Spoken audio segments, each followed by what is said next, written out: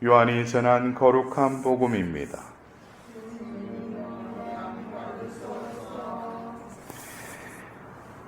그때 예수님의 십자가 곁에는 그분의 어머니와 이모, 클로파스의 아내 마리아와 마리아 막달레나가 서 있었다.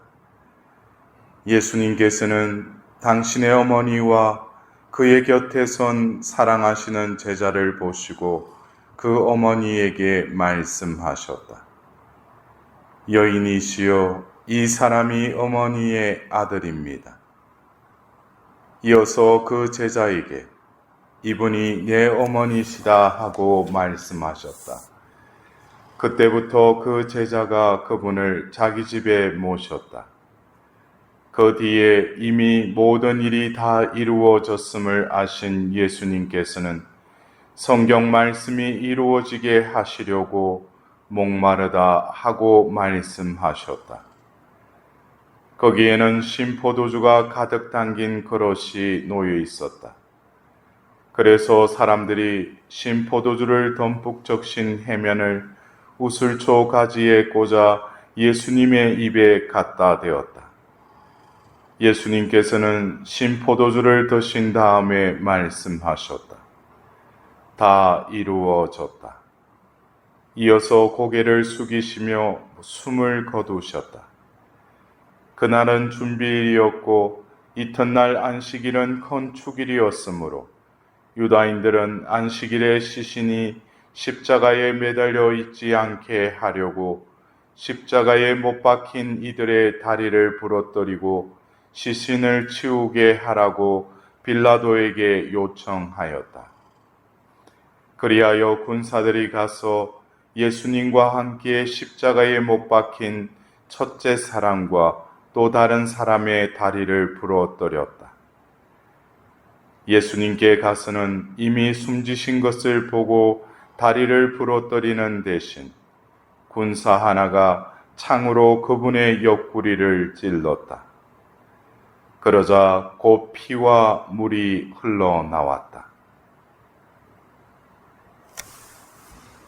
주님의 말씀입니다.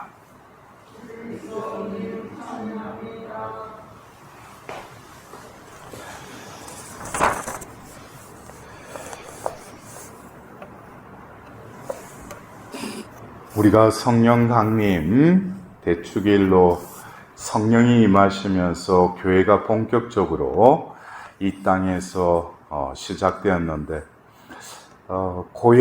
교회의 진원지, 바로 그 탄생지는 우리가 신학자들이 바로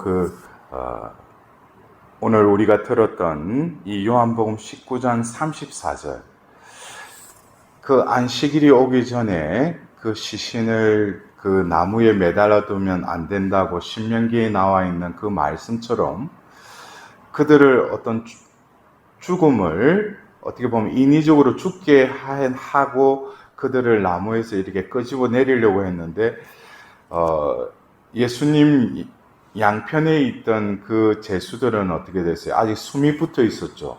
그래서 그 병사들이 가서 다리를 꺾자, 꺾으면 어떻게 돼요? 몸이 축 떨어뜨리지죠. 그러면서 숨이 끊긴다는 거예요. 근데 예수님께 가니까 이미 숨지셨다고 그랬죠.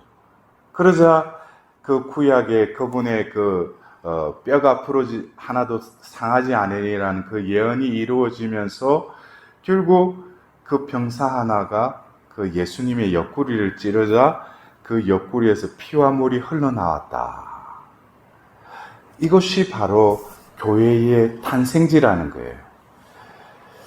여기가 어쩌면 우리가 지금 교회 안에서 행하는 모든 성사, 성체 성사를 비롯해서 모든 것이 이 예수님의 그 찔린 그 성심의 그 옆구리부터 그 피와 물이 흘러나오는 그 예수님의 그 생명이 흘러나오는 그것을 우리는 교회의 진원, 바로 교회의 탄생지라고 그럽니다. 그 십자가 아래 또 성모님과 그 여러 여인과 요한 제자가 이렇게 서 있었죠.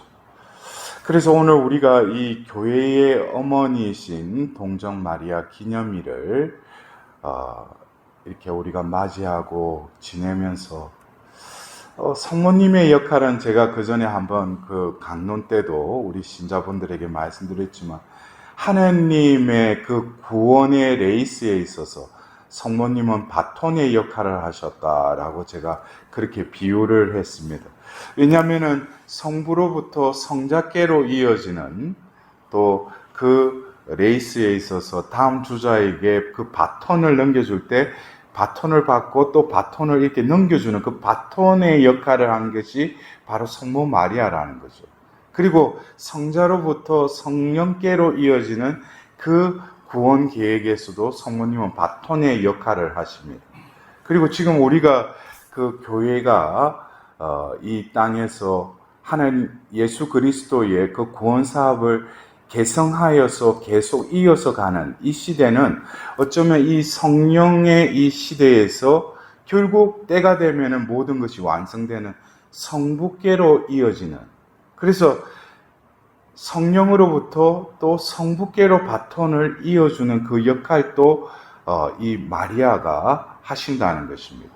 그래서 어떻게 보면은 이 구원 계획, 하나님의 구원 계획, 이것은 바로 한 여인을 통해서 이어질 수밖에 없는 것이, 어떻게 보면 성경의 말씀 안에 이미 하나님께서는 이 여인을 지목해서 말씀하고 있죠. 그것이 바로 그 창세기 3장 15절에 우리가 말하는 원복음, 오리지널 가스펠.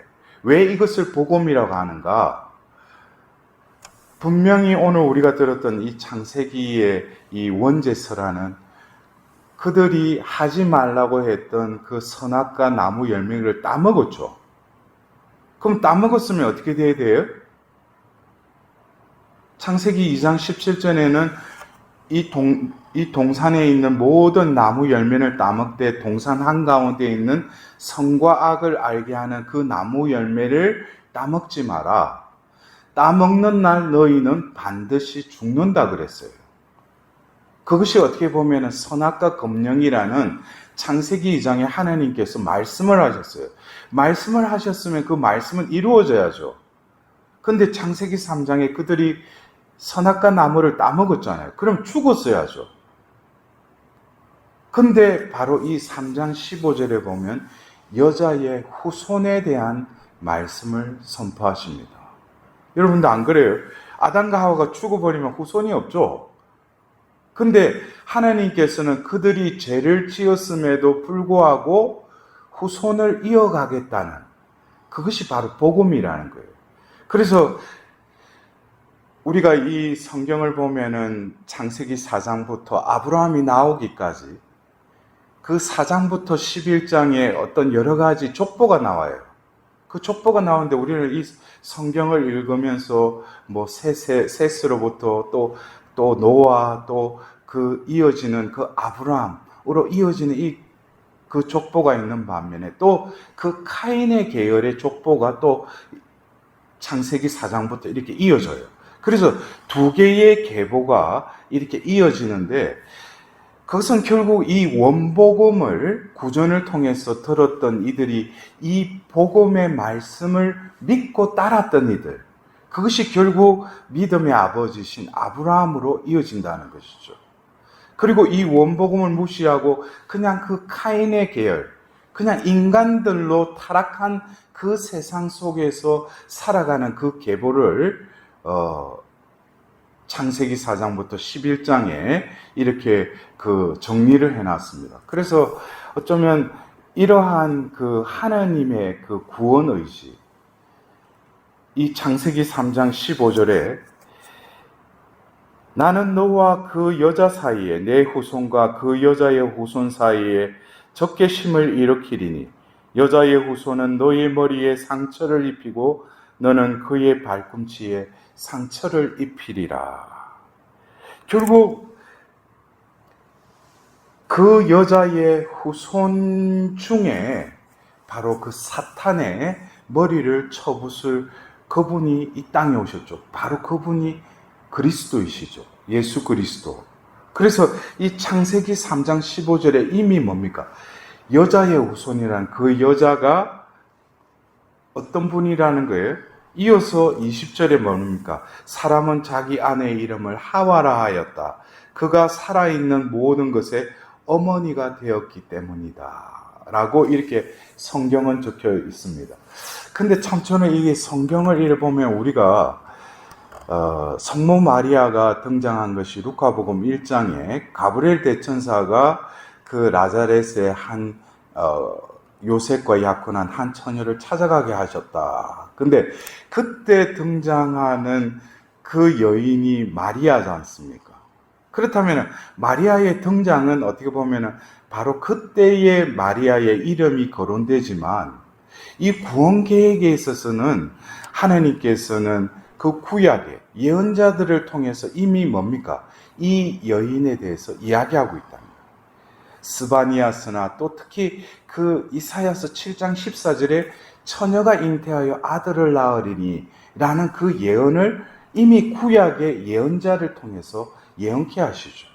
그리고 때가 되어서 그 여인에게 가브리엘 대천사를 보내십니다. 결국 우리가 오늘 기리는 이 교회의 어머니이신 동정 마리아 이 기념일이라는 것이 그냥 2000년 전 교회가 세워지면서 그 교회의 어머니냐. 교회라는 것은 결국 구약의 이스라엘 백성들을 통해서 그 약속의 땅의 이방 민족들에게 그 주변 나라에게 자기들이 섬기는 하나님이 어떤 신인지를 드러내도록 그 소수민족을 선택했을 뿐이라는 거죠. 하나님께서는 이스라엘 백성만 구원하시려는 것이 아니라 다른 이방 민족들도 구원하시려고 그랬죠. 그러나 누구를 통해서? 바로 이스라엘 백성을 통해서. 그들이 뭘? 하나님의 계명과 그 율법을 충실히 지킴으로써 그들에게 섬기는 하나님을 증거하도록 하기 위해서 하나님께서는 그러한 구약의 그 구원 계획을 세우고 하셨지만 여러분들이 성경을 보면 결국에는 그 선민인 이스라엘 백성들이 우상을 섬기고 또 이방 민족들의 그 삶을 답습해 나가는 자기들이 어떤 선민이라는 그 신언의식을 잊어버리죠. 그래서 하나님께서는 이제 당신의 아들을 이 세상에 보내십니다. 그러면서 그 구약에 예언되었던 바로 그 새 계약을 예수님을 통하여 이루시는데 우리가 결국 예수님께서 이 땅에 오셔서 제자들을 부르시고 또 카이사리아 필리피 그 고장으로 가실 때 그 도정에서 사람들이 나를 누구라고 하느냐라고 할 때 그 베드로가 나서서 당신은 살아계신 하나님의 아들 그리스도이십니다 라고 신앙 고백을 하죠. 그래서 예수님께서는 너는 복되다 하면서 바로 너는 이제 베드로라 불릴 것이다 하면서 그 위에 뭐예요? 죽음의 세력도 이기지 못할 그 힘을 받은 교회를 세우겠다 그러죠. 반석으로 삼겠다. 그래서 예수님께서는 분명히 어떤 의도하심이 있으셔요. 공생애를 하면서 베드로에게 내 반석 위에 교회를 세우리라. 이것은 바로 예수님이 살아생전에는 이루어지지 않았지만 당신이 죽으시고 부활하시고 성천함으로써 예수님께서 약속하신 보호자 성령을 보내심으로써 바로 공생애 때 말씀하시던 그 교회가 본격적으로 이 땅에서 출범하게 되는 것입니다. 근데 이 과정 속에서도 제가 서두에 말씀드렸듯이 교회의 탄생지는 어디라고 그랬어요? 바로 십자가에 못 박혀서 창에 찔린 그 옆구리가 바로 교회의 탄생지라는 거예요. 그러나 본격적인 교회가 시작된 곳은 그 이층방 세나클이죠. 근데 그 십자가 바로 곁에 성모님이 계셨죠. 그리고 그 세나클에 또한 성모님이 계셨죠. 그러니까 교회의 그 진원지인 바로 예수님의 그 십자가의 그 위에서 예수님께서는 바로 자신이 숨을 거두시기 전에 요한에게 바로 그 어머니를 내어주십니다. 이것이 바로 예수님께서 어쩌면 이 숨을 거두시기 전에 예수님께서 또 의도하셨던 것은 바로 자신을 낳아주신 그 어머니 마리아를 또 요한에게 그 어머니로 또 내어주신다는 거예요.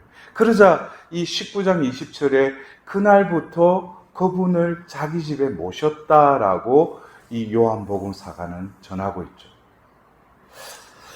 어쩌면 우리가 교회의 어머니라고 칭하는 이 성모 마리아, 이 성모님께서는 구약의 그 원죄설화에 이미 하나님의 구원 계획에 명시되었던 여인이시죠. 그리고 때가 되어서 이제 성자의 어머니로서 이 땅에 가브리엘 대천사를 통해서 아뢰을 받는 그 여인으로 등장합니다. 그리고 결국 교회의 어머니로서 우리는 지난 그 성령 강림 대축일 그 9일 기도를 하면서 오늘 우리 입당송에 그 사도행전 1장 14절에 그 세나클에 함께 있었던 이들이 바로 예수님의 어머니와 함께 한 마음으로 기도에 전념하게 되었다. 그래서 우리가 이 성령 강림 대축일 그 전날이 바로 사도들의 모후 축일이기도 합니다. 그래서 우리 팔로티에서는 이것을 대축일로 해서 왜 대축일로 이렇게 지내느냐면은 바로 이 팔로티에를 창설하셨던 빈센트 팔로티 성인께서 바로 성모님을 사도들의 모후로 공경하기를 우리에게 명하셨기 때문입니다. 왜냐? 사도의 삶은 성령과 뗄래야 뗄 수 없고 또 그 세나클의 성모님과 함께 할 때 우리는 늘 성령의 그 충만함을 받을 수 있다는 것이죠. 왜냐? 성모님은 바로 성령의 짝이신 성령의 정배이시기 때문에. 그래서 우리가 우리 공동체에서도 매일 바치는 그 낮기도에 그 사도들의 모읍게 바치는 그 기도문을 보더라도 우리가 그 세나클에 모여서 2000년 전 그들이 성령을 받았듯이 우리에게도 성령을 부어주실 것을 또 기도하는 그런 기도를 매일 이렇게 바치고 있어요. 그래서 우리가 오늘 이 교회의 어머니이신 동정 마리아 이 기념일은 어쩌면 성령 강림 대축일을 사이에 두고 그 전날 사도들의 모후 또 기념일, 축일을 지냈다면 바로 성령 강림 그 다음 날에 교회의 어머니이신 동정 마리아 기념일을 우리가 2018년부터 교황께서 제정하셨다는 거예요. 그래서 지금 어떻게 보면 이 교회를 이끌어 가시는 이 성령께서는 결국 뭡니까?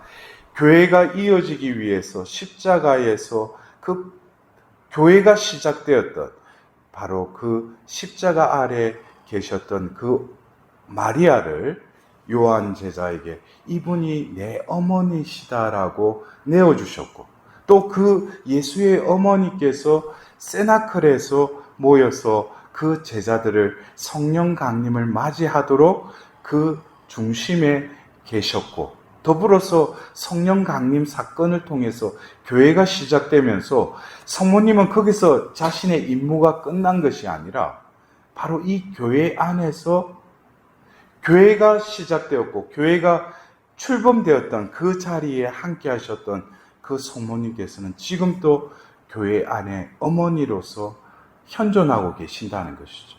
그래서 우리가 건세기에 성모님이 그 세계 곳곳에서 발현하셨을 때 당신이 묵주기도의 어머니다 뭐 여러 어떤 자신의 그 호칭에 대해서 이렇게 신원에 대해서 이야기하시는데 성모님은 바로 이 세상이 지금 어떤 암흑 중에 제약 중에 어떤 위험 속에 있을 때 발현하실 때는 바로 그것은 교회의 어머니로서 이 세상을 볼 때 그 지역에 나타나셔서 바로 예수님의 그 뜻을 이 인류에게 전하시는 그 표양도 결국 교회의 어머니로서의 그 그 신원을 드러내신 것이라는 것입니다. 그래서 어떻게 보면은 오늘 우리가 그 기리는 교회의 어머니라는 이 호칭은 여러분들도 집에 가면은 그 기도의 제단 위에다가 또 성모상을 이렇게 모셔놨죠, 그죠? 또 성모님께 기도하지 않습니까? 그러면 그 가정 안에 성모님이 현존하신다면 여러분들 가정도 결국 뭐겠어요? 작은 교회죠. 천주 교유의 집이기도 하지만 그것은 또 다른 교회입니다. 그리고 나 자신도 교회죠. 그렇다면은 우리 자신들이 티 없으신 성모 마리아 성신께 봉헌됨으로써 우리 존재도 하느님을 증거하는 살아있는 유기체로서의 그 교회의 역할을 하고 우리 가정과 우리 본당과 이 세상이 점점 더 우리 안에 계시는 또 우리와 함께 하시는 교회의 어머니이신 마리아를 또 함께 있음을 늘 힘있고 그분의 정구를 또 늘 청하면서 살아간다면 바로 예수님의 그 어머니셨던 어머니가 바로 우리의 어머니요. 더불어서 창세기 3장 20절에 모든 인류의 어머니라고 불리게 될 것이다 라고 하신 그 말씀. 결국 우리가 지금 그리스도교도 여러 종파로 이렇게 그 갈라지면서 어떤 종파에서는 우리 천주교회를 마리아 교회라고 그러죠. 근데 이런 것을 참 우리가 왜 이런 말을 듣고 그런 거 할 때 이 말씀 안에 그 여인의 위상, 그 역할, 또 해야 될 사명 이런 것들을 우리가 분명히 깨닫는다면은 그런 어떤 편파적인 말을 들을 때도 우리가 분명히 어떤 성모님에 대해서 증거를 해야 되겠죠. 어떻게 보면은 그 2000년 전 그 교회가 시작됐던 바로 그 이청방에 계셨던 그 성모님, 그곳으로부터 교회가 이 지상에서 시작됐는데 형제들이 갈라지고 종파가 생기면서 이제는 그것을 부정한다는 것이. 그래서 우리가 오늘 기리는 교회의 어머니이신 동정 마리아의 그 성모님의 그 호칭뿐만 아니라 성모님이 구원 역사에서 차지하신 그 위치를 우리도 다시금 깨닫고 성모님을 그냥 내가 원하는 뜻을 이루어주시는 정구하신 분으로의 그 어머니가 아니라 우리가 교회의 일원으로서 살아있는 교회로서의 삶을 살아가는 데 있어서 늘 나를 위하여 기도해 주시고 또 나와 함께 계시며 여러분들이 어머니라는 존재는 어떤 때 가장 절박하게 어머니라고 또 부릅니까? 그것은 가장 위험할 때, 가장 이렇게 생명의 위기를 느낄 때 여러분들 하나님을 부를 것 같아요? 어머니를 부를 것 같아요? 오늘 십자가에서도 예수님은 엘리 레마 사박타니 그러면서 하나님을 부르기도 했지만 이제 숨을 거두기 전에 결국 그 고통의 끝에 누구를 부르셔요? 어머니를 부르십니다. 여러분들 어쩌면 우리에게 계신 그 성모 마리아, 그 좋으신 우리를 위하여 늘 그 고통 중에서도 우리와 함께 하시는 그 성모님을 우리의 어머니로 주신 것에 대해서 다시금 감사드리면서 우리 또한 이제 시작되는 이 연중 시기가 이 세상이 너무나 지금 험난하고 제약 속에서 또 그리고 이 팬데믹의 시대에 우리 신자들이 많이 이 교회를 떠났다기보다도 어떻게 자연스럽게 이 성당에 안 나오게 됐죠, 그죠? 그래서 이 돌아선 형제들을 위해서도 오늘 이 교회의 어머니이신 성모님께 우리가 마음을 모아서 다시금 당신의 자녀들을 아버지의 집으로 모아드릴 수 있는 또 우리의 기도가 오늘 하루